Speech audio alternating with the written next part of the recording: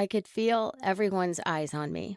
I don't know if you've heard this, but Orthodox Catholic school and kissing the same gender don't mix. As I walked towards my classroom and saw the principal standing there waiting for me, I tried to form a plan. Could I jump in the janitor's closet and live there for the rest of my life? Maybe I'd be lucky and someone would shove me in their locker. I couldn't breathe. Yeah, my life was about to be over. So, how did I, an obedient, smart, lovely little Catholic girl, end up playing tonsil hockey with another Catholic girl? Well, firstly, get your mind out of the gutter. There were no uniforms or cameras involved.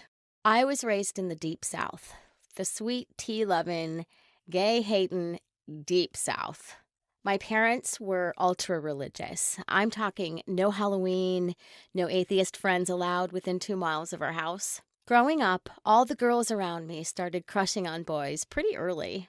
Once the crushing began to happen, I was standing on the sideline screaming, "Did y'all forget about cooties?" You know, that thing we were all worried about 5 minutes ago. When I hit high school, it really ramped up. People were making out in the hallways, in the stairwells, in the friggin' classrooms. The worst part? Our school was covered in statues of Jesus on the crucifix. Like, real nice, Stacy. Jesus died for those sins you're cooking up with Brad behind the bleachers. I kind of kept away from it all. I mean, for starters, the nuns were scary as hell. Did I want to get the evil eye from them just so I could swap spit with one of the dumb boys in my class? No, there's no way I did. That is, until Micah came along.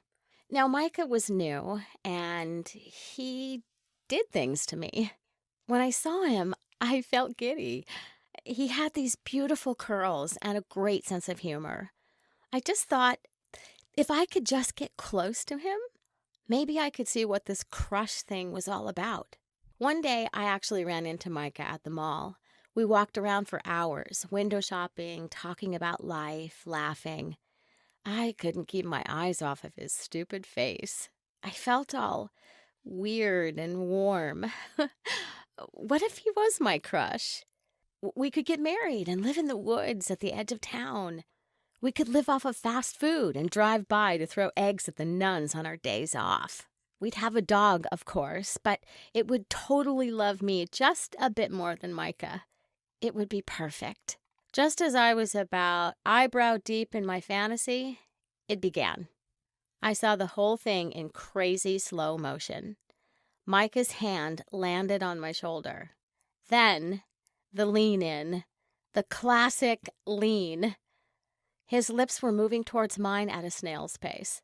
I could practically hear the intense soundtrack playing. But something was wrong.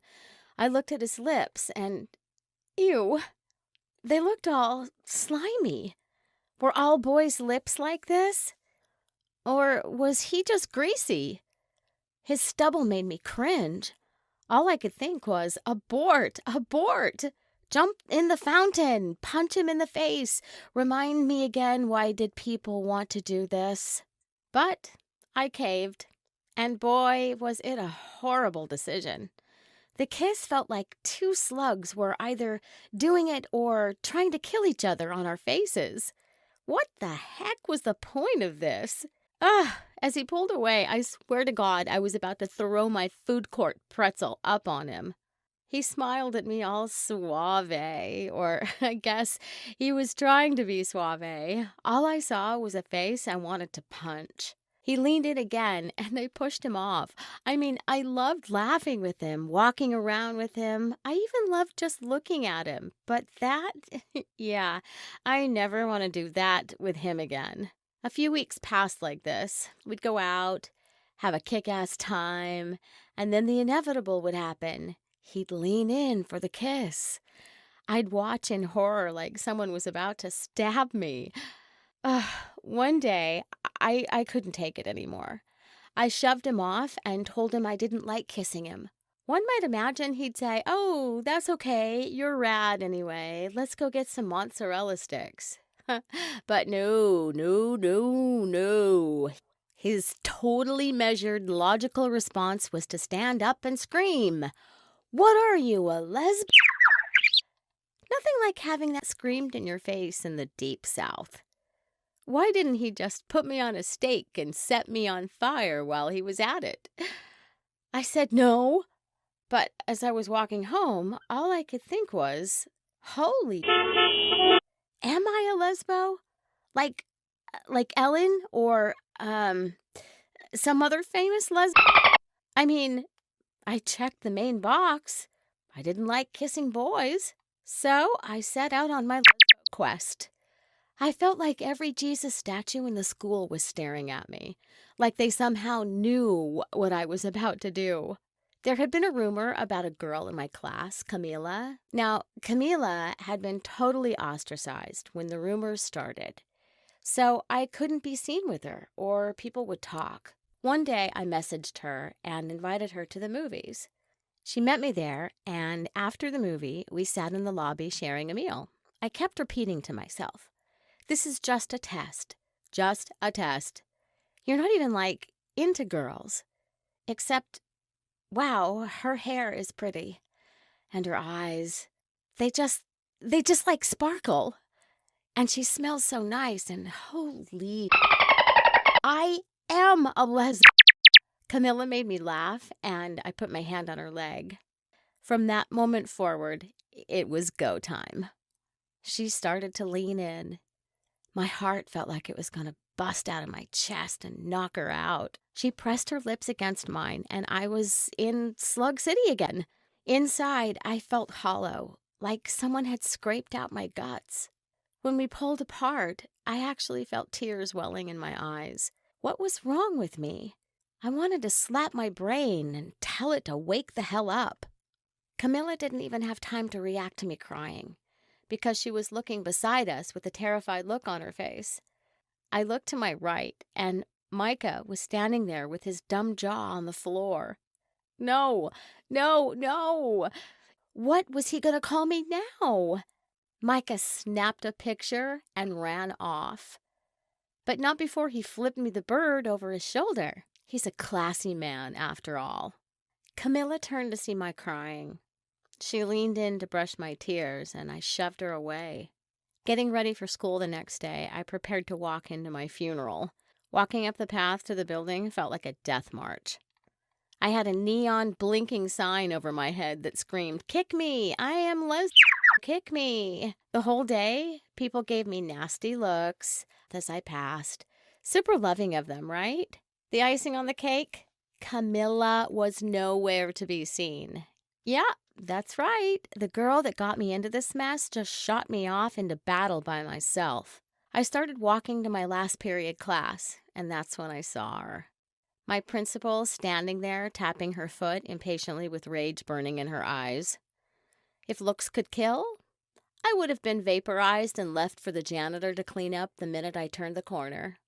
I felt like I was in a Western showdown, inching in slow-mo towards battle, except only one of us had a gun, and it sure as hell wasn't me. I looked at the ground on my walk of shame towards the room. Before I even got halfway, my office, now! I'm not sure you can get banned from school for kissing a girl, but apparently that was her plan. She showed me a picture that had gone viral with students. Yeah, she pronounced it viral. Please, laugh. I know, I wanted to. It was of Camila and I right after the kiss. We were holding hands on the table.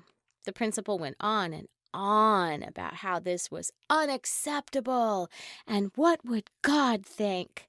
To be honest, all I could imagine was him thinking, "Oh, Prairie, you poor, pathetic thing. You're sorry."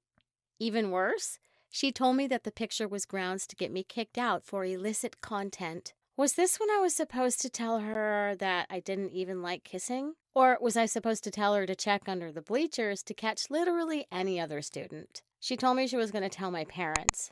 Someone break out the casket and the flowers. It was time for my funeral. The next few days, Camilla tried to talk to me. I told her to go away. I slammed my locker in her face, completely ignored her. I even blocked her on social media. Whatever I wasn't a lesbo, I guess. But what what the hell was left? When my parents found out I had been caught holding hands with the girl, all hell broke loose. I lost my phone, my privileges to leave the house. I had to read the Bible verses practically in my sleep. Then one night, a pebble hit my window. I looked outside to see Camilla there. This was some Romeo and Juliet level stuff. I helped her climb up because at this point I was lonely as hell and I was going insane stuck in my room all day. Camilla apologized. She knew how scary it was to be outed. I couldn't control myself. I blurted out, "I'm not a lesbian." I could see that it stung, but I was feeling so terrible myself. Camilla started to climb back out the window, but I grabbed her hand and pulled her back in. I explained the truth. I thought she was beautiful and funny and attractive, but I didn't like kissing her. I didn't like kissing anyone. Relief washed over her face. I wanted to knock her on the head and see if she was paying attention. Was there something she wasn't telling me? I mean, hello, I just told her I didn't like kissing her. Camilla asked me if I was asexual. I had no idea what that meant, but it had the word sexual in it, which was gross enough. She explained that asexual just meant I wasn't sexually attracted to people. Every asexual person was different, but a lot didn't like kissing or holding hands or, other stuff. A lot still had a romantic attraction to people. It felt like angels were singing from the heavens. That's exactly how I felt. I thought Camilla was perfect, but I didn't want to kiss her, and I didn't think I ever would. So I assumed that was it. I thanked Camilla and sent her on her way, but she stopped before stepping out the window. She explained that she really liked me. If I wanted, we could just lay down and talk. So we did just that. And I don't mean lay down as a euphemism. We just actually laid there and talked until the morning. I hope you liked my story. Have you ever felt confused about yourself like I did? Please feel free to like and comment down below.